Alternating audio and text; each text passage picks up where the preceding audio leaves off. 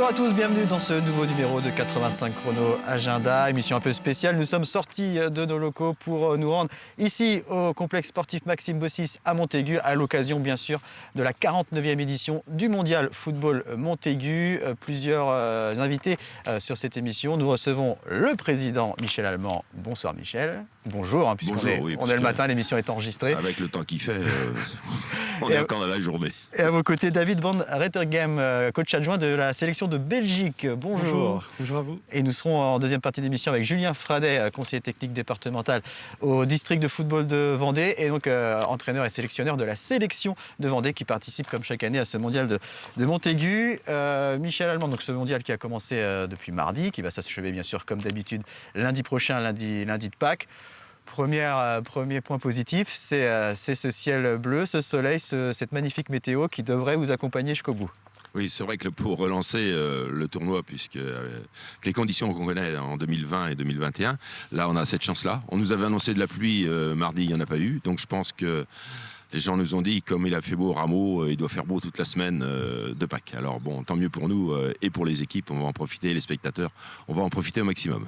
Et enfin, on retrouve un mondial sous son format habituel, avec le même nombre d'équipes à la période de Pâques. On sait que ça avait été annulé en 2020, qu'il y a eu une édition un peu réduite et décalée au mois d'août en 2021. Là, ça y est, on retrouve nos habitudes. Oui, voilà. Bon, nous, c'est Pâques, c'est la tradition. Et là, après l'édition raccourcie, je dirais, de août 2021, où on tenait à le faire pour les bénévoles, pour les partenaires, pour le public et tout ça. Et les gens étaient hyper contents de venir. Et puis là, tout le monde disait, on fait. Oui, j'ai dit on fait, mais en fonction des conditions, sanitaires. Donc, on a pu le faire, et tant mieux. Et là, c'est bien parti pour avoir une belle édition. Et vous avez réussi, malgré ces complications encore ces derniers mois, forcément à raison de la crise sanitaire, à réunir un beau plateau, que ce soit en club ou en nation. Oui, là, c'était pas tout à fait prévu comme ça qu'au 49e anniversaire, on puisse faire un tournoi de ce niveau-là, mais c'était des opportunités avec l'Argentine, le Brésil et tout ça. Bon, la petite déception, c'est le forfait de l'Espagne dans le tournoi féminin, mais bon, c'est comme ça, pour différentes raisons, elles n'ont pas pu venir. Donc on a fait un tournoi à 3 équipes, mais ça se présente meilleurs auspices. Un tournoi féminin avec la France, la Norvège et les Pays-Bas. Le premier match a eu lieu d'ailleurs ce mercredi, match nul 2-2 entre la Norvège et les Pays-Bas. L'équipe de France qui va jouer ce vendredi soir à La Roche-sur-Yon à 19h face aux Néerlandaises. David van Rettergem, coach adjoint de la sélection de Belgique. La Belgique qui n'était pas venue depuis 2017. Qu'est-ce que ça représente pour vous, ce tournoi de Montaigu ? Tout d'abord, on a la chance d'avoir un tournoi avec un plateau très relevé, une très bonne organisation. Pour nos joueurs, c'est 10 jours être ensemble. On est encore en phase U16 où on travaille sur notre équipe, donc c'était pour nous très riche de pouvoir voir nos joueurs dans des conditions comme on vit ici, avec des équipes de renom. Et l'objectif, il est simplement de donner au maximum les joueurs l'opportunité des moments dans une jeune carrière, d'avoir des matchs de ce niveau et surtout continuer à travailler, à se développer pour être prêt pour le championnat d'Europe, les qualifications U17. Alors vous avez joué votre premier match mardi soir à la Châtaigneraie face à l'Argentine, défaite de 2-1. Qu'est-ce que vous pouvez dire sur ce premier match ? Je crois que c'est une très bonne rencontre. On a été relativement contents du déroulement de la rencontre. Bien évidemment, le score, oui, n'est pas favorable, mais ce n'est pas notre objectif. Je pense que ce qui avait été demandé aux joueurs a été suivi. Malheureusement, à 3 minutes de la fin, on a cette mauvaise surprise de prendre le petit but contre une très très belle équipe d'Argentine qui a montré vraiment... c'est probablement une des équipes avec le Brésil qui est dans le monde très très forte. Donc je crois qu'on est très content, on a retiré beaucoup de points positifs de cette rencontre et maintenant on est directement braqué sur la deuxième rencontre contre le pays hôte, la France. Et justement, ce match contre la France qui va se dérouler pratiquement en même temps que l'émission, puisqu'on le rappelle, on enregistre ce jeudi matin ce 85 chrono. Match Belgique-France à Montaigu. La France, Michel Allemand, qui s'est incliné pour son premier match mardi soir face au Portugal. On va voir quelques images de cette rencontre. Une équipe de France qui a plutôt dominé son sujet, qui s'est fait surprendre sur le but inscrit par le Portugal en première mi-temps et qui n'a pas su revenir au score malgré ses occasions en deuxième mi-temps. Il y avait beaucoup de monde mardi soir à Montaigu pour ce match, mais évidemment le public attendait autre chose des Français. C'est sûr qu'on attend toujours pour nous que les meilleurs résultats possibles pour la France qui n'a pas joué la finale depuis je ne sais pas combien d'années. Maintenant, après, il y a des réalités qui font que un match, ça se gagne. Ils ne l'ont pas gagné, ils ont joué. Le Portugal a saisi l'opportunité qu'ils ont eue. Et en plus de ça, où on était très, très, très, très contents, c'est que pour une première, le mardi, il y avait à peu près 3500 personnes et c'est très, très rare un mardi soir d'avoir autant de monde.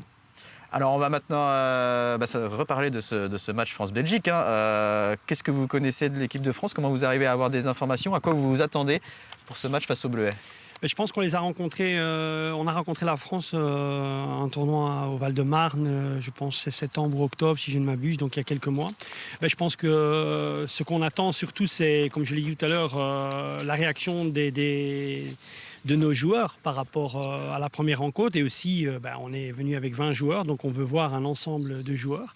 Donc les joueurs qui n'ont pas vraiment débuté contre l'Argentine auront l'occasion de se montrer contre la France et pouvoir aussi prendre de l'expérience. Maintenant, par rapport à la France, je pense que le coach français, quand j'ai vu un peu la sélection passer, ils sont aussi en train de regarder à voir un petit peu sur toute la France, à faire des tests avec aussi des nouveaux joueurs qui viennent d'autres régions. Donc je crois qu'on s'attend à un bon match, ça va être un très bon match, comme toujours, Belgique-France. Et on espère qu'il y aura du spectacle, du monde et voilà, passer un très bon moment et pouvoir permettre aux personnes présentes de voir quelque chose de très joli. Allez, on va passer maintenant au rendez-vous sportif du week-end, puisqu'il y a le mondial de Montaigu, bien sûr, mais il y a plein d'autres choses sur les terrains de sport en Vendée, avec du football, là aussi, du côté des Herbiers, avec la 25e journée de National 2. Ce sera donc samedi, les Herbiers face à Bourges, les Herbretais 8e au classement. Il reste sur 4 matchs sans défaite. Le dernier en date s'est soldé par une victoire à Mont-de-Marsan. Bourges est 5e avec 4 points de plus. Au match aller, les deux équipes avaient fait match nul, un partout. On jouera également en National 3, un match en retard entre la Châtaigneraie, 13e au classement, et Saint-Philbert de Grandlieu, 10e avec 4 points de plus. Ce sera samedi soir à 20h. En cas de victoire, la Châtaigneraie passerait devant Fontenay et remonterait à la 12e place à égalité avec le Poiré, 11e. En basket, les joueuses de La Roche-sur-Yon en Ligue féminine se déplacent à Villeneuve-d'Ascq ce vendredi soir. On jouera également vendredi soir en National 1 masculine dans le groupe C, Chaland face à Avignon-Pontet. Chaland qui n'a toujours pas assuré son maintien. Il reste 3 matchs à jouer. Au match aller, c'est Avignon qui s'était imposé 107 à 100. Dans le groupe B, l'équipe des Sables d'Olonne n'ira pas en play-off après la défaite mardi soir face à Andrézieux d'un point, 79 à 78. Il reste donc un seul match au Sablais cette saison. Il se déplace à Pont-de-Cherhuis ce vendredi soir. Toujours en basket, il y aura l'Open Access de 3-3 dimanche au Sables d'Olonne à la salle Beau Séjour. Un tournoi féminin et un tournoi masculin qualificatif pour le tournoi Open Plus qui aura lieu le 22 mai sur l'esplanade du Vendée Globe au Sables d'Olonne. Et puis autre événement ce week-end du côté du Poiré-sur-Vie avec le championnat intercomité de handball organisé par le club du Poiré-Belvigny Vendée Handball à la salle de Lidonnière. Samedi et dimanche, les meilleurs joueurs masculins nés en 2008 et 2009 seront réunis avec 8 équipes départementales. Les matchs auront lieu samedi de 13h à 20h et dimanche de 10h à 19h. On va vous libérer, David Van Rettergem. On va vous laisser préparer ce match face à la France. Dans quelques instants, on recevra Julien Fradet qui viendra nous parler de la sélection de Vendée. Mais avant cela, un mot de voile avec la 1000 des Sables, la 2e édition qui, on le rappelle, a été chamboulée en raison des conditions météo, départ décalé, parcours modifié. 22 bateaux s'étaient lancés samedi dernier des Sables d'Olonne et parmi eux 5 Ocean 50, ces multicoques de 50 pieds. Seulement 2 ont pu rallier l'arrivée et le premier, c'est le Britannique Sam Goodchild sur Layton. Il a franchi la ligne d'arrivée mardi à 16h50. Éric Perron sur Comme il faut prend la 2e place avec 2h17 de retard sur Sam Goodchild. Cette édition 2022 qui a été marquée donc par 3 abandons en Ocean 50, dont celui d'Armel Tripon sur les petits doudous qui a chaviré au large des côtes espagnoles. On va écouter le vainqueur Sam Goodchild après sa victoire. C'était sympa, c'est dommage qu'on n'a pas pu continuer à 5. Donc la première partie c'était plus en mode contact et puis à la fin, vu qu'on n'était que 2 bateaux, 3 avant qu'Armel et chavire, On était un peu plus tranquille, et qui n'était pas plus mal non plus. Ça laissait un peu de temps de faire des choses à notre vitesse, à nous, plutôt qu'être forcé par les autres à côté. Donc non, l'objectif est coché. On est qualifié pour la Route de Rome. J'ai passé ma première 3 jours en solo sur le bateau, donc ça s'est bien passé aussi. Et donc voilà, non, c'était une super 3 jours, même si c'était pas tout à fait comme attendu, on n'attend que 2. C'était super quand même. Et c'est toujours le chenal qui est si long et si beau, c'est quand même génial à chaque fois de descendre le chenal et remonter le chenal. On a fait notre aller-retour au Sable d'Olonne, on n'a pas fait le tour du monde entre deux, mais c'était sympa quand même. Voilà donc pour cette réaction de Sam Goodchild. Il reste encore en mer bien sûr les classes 40. À l'heure où on enregistre cette émission, ils ne sont toujours pas arrivés. Arrivés peut-être en fin de journée ce jeudi. C'était assez serré encore en tête de course. On en reparlera bien sûr dans nos prochaines éditions. On accueille Julien Fradet. Bonjour Julien. Oui, bonjour. Conseiller technique départemental au district de Vendée de football et donc responsable de cette sélection de Vendée qui participe chaque année au mondial Montaigu. Vous allez affronter Toulouse ce vendredi à 18h30 à Saint-Georges-de-Montaigu. Vous avez également le Stade Rennais et l'AS Saint-Étienne dans votre groupe. Avant de parler de cette édition 2022, revenons sur l'édition 2021 tout de même, où ça a été un très très bon tournoi pour la sélection de Vendée qui termine 3e. Oui, tout à fait. Alors en effet, au niveau des résultats, c'était très positif, avec cette 3e place. Mais ce qu'on retient, nous, c'est la belle aventure humaine, sportive, la progression des garçons sur ces 3 jours, qui ont été capables de rivaliser avec les meilleurs. Donc on était très satisfaits de leur prestation. Avec notamment un match nul contre Bordeaux, victoire contre l'Olympique de Marseille, victoire contre l'OGC Nice, donc bien sûr des clubs professionnels, les centres de formation. Comment vous construisez cette équipe? Depuis combien de temps vous avez commencé à former cette sélection? Alors c'est des garçons qu'on suit dans le cadre des détections à partir des U13. Donc on les réunit chaque année sur des stages départementaux de fin de saison, ce qui permet de voir un petit peu leur progression. Et puis arrivé sur cette catégorie U16, ils ont la petite étoile en fin de saison avec la possibilité de participer au tournoi de Montaigu. Et je dirais qu'à partir de janvier, on réduit le groupe pour préparer l'équipe sur ce tournoi à partir d'un stage de 2-3 jours et puis des matchs amicaux. Michel Allemand, forcément, ça c'est une habitude de voir la sélection de Vendée ici à Montaigu et de la voir comme l'année dernière tenir la dragée haute, voire même dominer des équipes professionnelles, c'est forcément une satisfaction quand on organise un tournoi ici à Montaigu. Oui, bien sûr. Puis il y avait l'aspect sportif qui est le plus important pour Julien et toute son équipe, mais aussi, c'est pas tous les ans, mais l'environnement qu'il y avait, parce qu'il y avait beaucoup de parents qui ont créé un mini-cop et qui ont suivi, qui ont mis de l'ambiance et tout. Mais je pense que ça a aidé aussi les joueurs à se booster pour... Bon, il y avait de la qualité à la base, ça c'est indéniable. Mais forcément, c'est super intéressant pour tout le monde. Parce que dans le tournoi des clubs, on a 3 équipes qui sont bien suivies. C'est-à-dire, il y a la Vendée, Nantes et Marseille. Voilà. Donc, quand la Vendée obtient des résultats en plus et qu'ils sont bien encadrés au niveau technique et au niveau spectateur, c'est un plus. Est-ce qu'il y a un aspect psychologique à gérer, Julien, avec ce type de groupe qui n'a pas forcément l'habitude d'affronter des équipes de ce calibre-là Déjà, depuis quand est-ce que vous vous êtes réunis là, sur ce tournoi? Alors là, on s'est réunis sur les vacances de février sur 2 jours. Et puis ensuite, on a préparé l'équipe sur 2 matchs contre le FC Nantes pour les confronter justement à la réalité d'une équipe qui participera au tournoi. Et puis sur une opposition avec la sélection de 44 qui nous a proposé aussi une belle opposition. Alors en effet, il y a toujours une forme d'appréhension pour nos garçons qui ne sont pas habitués à ces événements d'envergure. Voilà, donc il faut en tout cas, c'est dans notre projet de pouvoir les accompagner psychologiquement à ce genre d'événements. Et en tout cas, on essaye de leur parler de jeu, voilà, surtout de projet de jeu, les focaliser sur la qualité du jeu pour pouvoir justement rivaliser avec les meilleurs. Alors on est à la 49e édition, forcément les organisateurs et vous Michel Allemand en tête, vous avez dans l'esprit depuis déjà un bon moment cette 50e édition en 2022, on entend des informations... 2023, pardon. Elle aurait dû avoir lieu en 2022. Elle aurait dû avoir lieu en 2022. On entend des informations ici là, comme quoi on aurait un tournoi un peu XXL en 2023 avec plus d'équipes. Est-ce que vous confirmez ? Oui, on peut le confirmer maintenant, parce qu'on s'est mis d'accord avec la Fédération française de football, donc on partirait pour 16 équipes nations garçons, 8 nations filles au lieu de 4. Et par contre, on resterait avec 8 clubs. Parce que ça fait pas mal déjà. Hein. On est loin des 32 équipes qu'on a fait au 25e anniversaire. Mais bon, il paraît qu'il faut être plus raisonnable maintenant. Alors bon, je vais devenir plus raisonnable.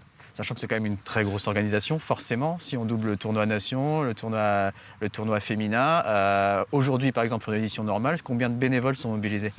Voilà, là sur Montaigu, c'est 300-350. Puis après, si on compte tous les stades en Vendée, on arrive peut-être à 800 personnes, quoi. Hein. Après, c'est pas les histoires de bénévoles, parce que forcément, on va multiplier les matchs. Mais après, ce sont les conditions d'accueil, puisque de toute façon, si on ouvre le tournoi avec 8 équipes garçons et 8 équipes filles et 16 garçons, ça veut dire qu'il faut solliciter aussi en Vendée des clubs avec les infrastructures hôtelières, les terrains et ainsi de suite. Vous parliez d'il y a 25 ans, vous compariez il y a 25 ans, les choses ont quand même beaucoup évolué, alors bien sûr sportivement, hein, évidemment, au niveau football, mais aussi en termes peut-être d'exigence de la part des équipes, c'est de plus en plus compliqué de satisfaire toutes les demandes. Ouais, ça, même depuis là, une dizaine d'années, ça devient compliqué. C'est-à-dire que les exigences qu'on peut comprendre dans certains domaines, mais il y a d'autres, c'est un petit peu exagéré pour moi. Bon, les conditions hôtelières, il faut faire très très attention.